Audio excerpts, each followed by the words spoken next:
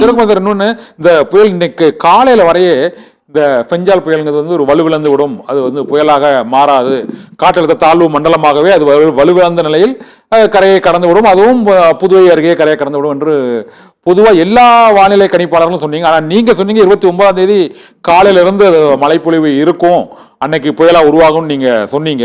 ஆனா எல்லாரோட கணிப்பும் அந்த மாறி போனதுக்கு என்ன சார் காரணம்? அதன் பின்னர் வானிலை ஆய்வு மையம் ஒரு அவசர செய்தியாளர் சந்திப்பை நீங்க நடத்த வேண்டிய சூழ்நிலை உருவாயிட்டது, ஒரு புயலா உருவாயிட்டுன்னு அறிவிப்பதற்கு. இன்று காலையில கூட இந்திய வானிலை ஆய்வு மையம் அது புயல் வலுவிழக்கும்னு சொன்னாங்க. அடுத்த 1 மணி நேரத்துல புயல் ஆயிட்டு அப்படின்னு சொல்றாங்க. அடுத்த 2 மணி நேரத்துல புயல் உருவாகி விட்டது அப்படிங்கிறாங்க. ஏன் நமக்கு அந்த ஒரு புயல் உருவாகத கூட கணிக்கிற அளவுக்கு வானிலை மையங்கள்ல நவீன சாதனங்கள் இல்லையா, அல்லது அதை கணிக்க இயலாத சூழ்நிலை தான் உருவாம சில நேரங்கள்ல என்ன காரணம்? அதாவது நம்ம அறிக்கையில என்னன்னா, அந்தமான் சுமத்ரா தீவுக்கு வர்றதுக்கு முன்னாடில இருந்து அறிக்கை போட்டோம். சரி, சுமத்ரா தீவுக்கு கடந்த 18ஆம் தேதி காற்று சுழற்சி வரப்போகுதுன்னா அதுக்கு ஒரு வாரத்துக்கு முன்னாடி சொல்லி சுமத்ரா தீவுக்கு வந்து அது காற்றழுத்த தாழ்வு பகுதியாகி வரும் வரைக்கும் தமிழ்நாடு ஊடாக கரை கடந்தாலும் பிறகு தென்மேற்கு திசை நோக்கி திரும்பி பாலக்காட்டு கணவாய் வழியாகத்தான் அரபிக்கடல் போகும்னு சொல்லியிருந்தோம். சரி, இப்பவும் அதே வழித்தடத்துலதான் போக போகுது. கொஞ்சம் சென்னை போய் வருது, உலகம் சுற்றுப்பாளையமாக போயிட்டு இருக்கு, அவ்வளவுதான். சரி சரி போயிட்டு இருக்கு, இப்படி அந்த அளவுக்கு சுத்தி போயிட்டு இருக்கு. ஆனா போகும் இடம் அரபிக்கடல் வழி கோயம்புத்தூர் திருப்பூர் மாவட்டம் வழியாக போக போகுது, சென்னையில அதாவது திருவண்ணாமலை மாவட்டம் வழியாக போக போகுது. இது அப்பவே சொல்லிட்டோம். காரணம் என்னன்னா, எல்லா இயற்கை அதாவது சாதக அமைப்பு, நீரோட்டம் இதெல்லாம் அமைப்பு. ஆனால் உலக மாதிரிகள் என்ன காட்டுனா, மியான்மருக்கே கோடை போட்டு காட்டிருந்தாங்க, ஒருத்தர் சொல்லல. எல்லா கோடும் கத்தையாக மியான்மருக்கு போட்டிருந்தாங்க, சில நாள் கத்தையாக கல்கட்டாவில் போட்டிருந்தாங்க, பல பேர் கடல் முழுக்க கோடை போட்டிருந்தாங்க, இன்னும் கூட கோடை போட்டுட்டு இருக்காங்க நம்ம தமிழ்நாட்டை விட்டு போகும் அப்படின்னு. ஆகவே இப்ப இறுதியா எல்லாம் ஒட்டுமொத்த கருத்தொற்றுமையாக அது தமிழ்நாட்டை குரல்னு போட்டிருக்காங்க. ஆனா யாரும் இன்னும் கூவத்தூர் குரல்னு போடல, சதுரங்கப்பட்டினத்து குரல்னு போடல. ஆமா, இப்ப கூட இந்திய வானிலை ஆய்வு நிறுவனம் என்ன சொல்லிருக்காங்கன்னா, காரைக்காலுக்கும் மாமல்லபுரத்துக்கும் இடையில தான் சொல்லியிருக்காங்க. கிட்டத்தட்ட காரைக்காலுக்கு 270 கிலோமீட்டருக்கு தாண்டிடுச்சு. காரைக்காலை விட்டு விலகியது, மேற்கு நோக்கி வந்தாதான் காரைக்கால். ஆகவே இனிமே காரைக்காலே நம்ம விட்டுடலாம். இனிமேல் நம்ம வந்து கடலூர் தான் எடுத்துக்கணும். அதாவது வெண்ண சிதம்பரத்தை எடுத்துக்கலாம், பிச்சாவரத்தை எடுத்துக்கலாம், பரங்கிப்பேட்டை எடுத்துக்கலாமே தவிர அதெல்லாம் நம்ம எடுத்துக்க முடியாது. ஆகவே இப்படிப்பட்ட சில அந்த சிறு சிறு பிழைகள் ஒரு அது என்ன சொல்றது எனக்கு சொல்ல வரல. இந்திய வானிலை ஆய்வு நிறுவனத்தை நாம் குற்றம் சொல்ல நான் விரும்பவில்லை. அவர்களுக்கு வழங்கக்கூடிய உலக வானிலையாளர்கள் வந்து தவறான வழிநடத்தலாக இருக்கலாம் என்று தெரிகிறது. சார், நீங்க கணிக்கிறீங்க, உங்கள்ட்ட இருக்கக்கூடிய குறைவான அந்த கணிப்பு மற்றும் உங்களுடைய அந்த பொதுவான அந்த புவியியல் வானிலை அந்த இதை வச்சு நுட்பத்தை வச்சு கணிக்கிறீங்க. ஆனா இவங்க அதையே ஒரு வானிலை ஆய்வு மையம் வந்து பல ஆண்டனாக்கள், ரேடார்கள் மூலமாக வந்து இந்த மேகங்களின் போக்கு மற்றும் இந்த புயலின் போக்கை கணிக்கிறாங்க.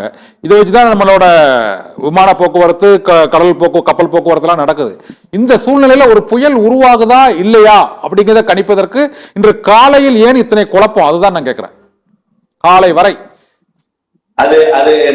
அது பற்றி கருத்து சொல்ல நான் வந்து விரும்பல. அது சொன்னா சில அதனால நான் என்ன சொல்றேன், ஒண்ணே பல்வேறு குழப்பங்கள் அவர்களுக்கு வழங்கப்பட்டிருக்கிறது வெளிநாடுகளில் இருந்து. அதாவது பல்வேறு நாடுகளோட அவங்க வந்து இது வச்சிருக்காங்க ஒப்பந்தம். அவர்கள் ஒன்று சொல்லுவது, இவர்கள் ஒன்று சொல்லும் பொழுது ஒரு பிரச்சனை வருகிறது. அமெரிக்கா, ஐரோப்பிய நாடுகள்ல ஒரு வானிலை வந்து துல்லியமா கணிச்சிருந்தாங்க. அங்க கூட அப்படிதான், ஸ்பெயின்ல கூட நேற்று போன வாரம் பயங்கர மழை வெள்ளத்துல அந்த பல 100 கார்கள்லாம் எடுத்து செல்லப்பட்டது. இந்த சவுதி அரேபியாவில் அது போன்ற அந்த புயல் பாலைவனத்திலேயே கூட வெள்ளம் வந்தது. மற்ற நாடுகளில் இந்த வானிலை கணிப்புகள்ல தவறு ஏற்படுவதற்கு என்னதான் காரணம்? இல்லைன்னா அவங்களுக்கு தெரிஞ்சது. அதாவது நீங்க எல்லாம் முதல்ல சிங்கப்பூர், மலேசியா போனவங்கள சொல்லுவாங்க 6 மணிக்கு மழை வரும்னா மழை வரும்.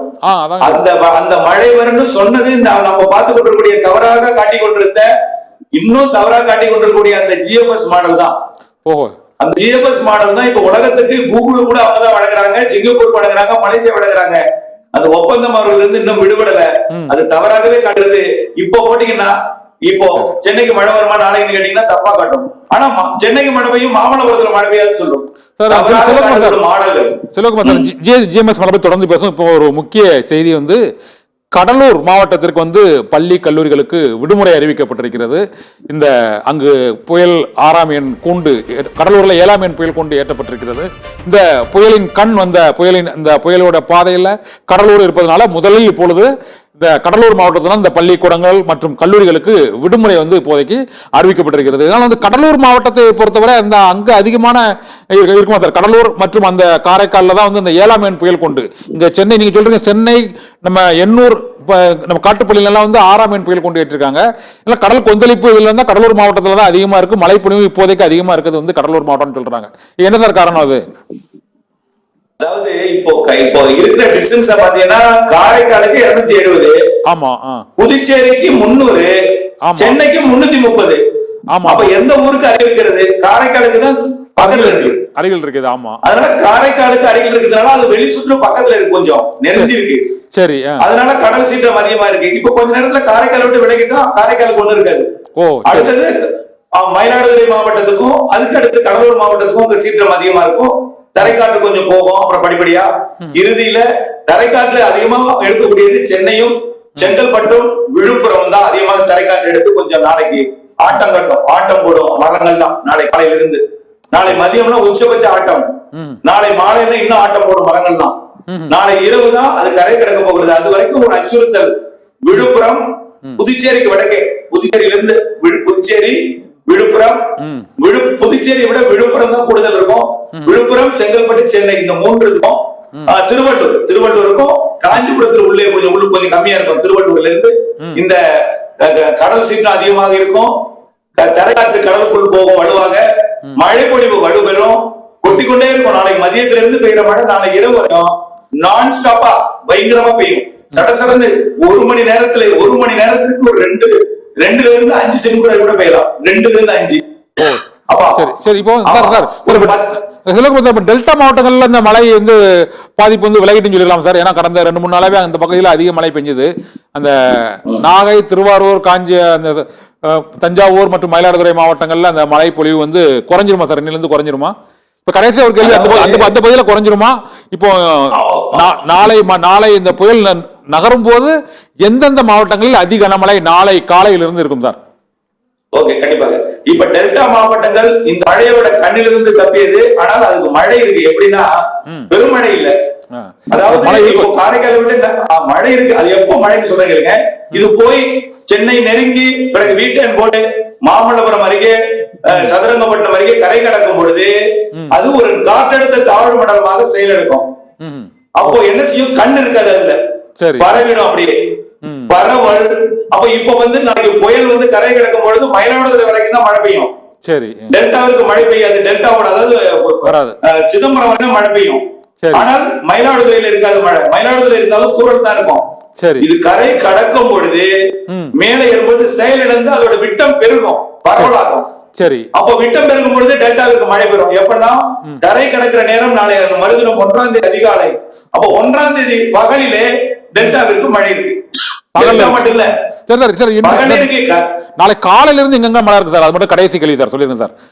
நாளை காலையில இருந்து நாளைக்கு காலை பொழுது விடியும் பொழுது சென்னையில படிப்படியாக மழை வலுக்கும். புதுச்சேரிக்கு வடக்கே மழை வலுக்கும். ஆனால் புதுச்சேரியை விட விழுப்புரம் மாவட்டத்திற்கு மழை வலுக்கும்.